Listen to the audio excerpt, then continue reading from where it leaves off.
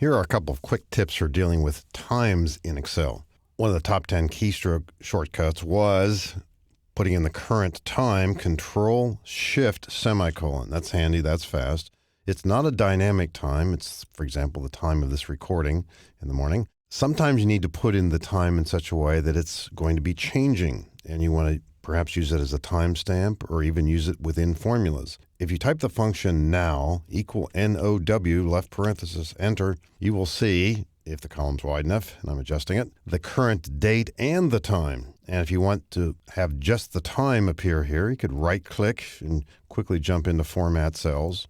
You can also get there by pressing Control-1. Pick the time style that's most useful to you. The time format, that is. Either the 24-hour style, that would be 1330, or the AM/PM style as you choose. Either way. But an entry like this will change. It is a function. And as you open and close the current workbook, you'll see the time change. And even as you work within the workbook, say on this worksheet here, if we start putting in some data or making some changes, we might check back here and this will have changed. Now, just to test it, I might just press 1 and enter, and maybe it hasn't gone beyond a minute. I don't know, but it has.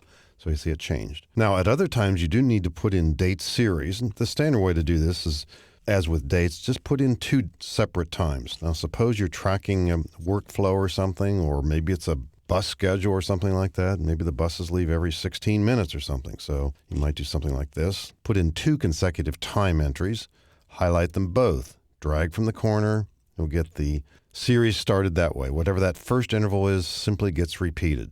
If you had a situation like this where you wanted to experiment, or maybe it's a different kind of situation where you want the times possibly to be different, you might put a time in a separate cell. For example, 0, I'll just put in 21 as an example, and you could change that number. But what if instead of having a series here, we actually have a formula that's equal whatever this amount is plus this amount, and then press F4 to make an absolute address. If we then drag this down the column, that's our 21-minute interval, but at another time, maybe we want a 17-minute interval. It looks funny when we double-click because we see the AM/PM, but just change this to be a 17, and now we have a 17-minute interval. So a couple of different ways to create time series here. And again, that shortcut for putting in the current time and having it be dynamic is equal NOW, the function now, and you will do the formatting as needed.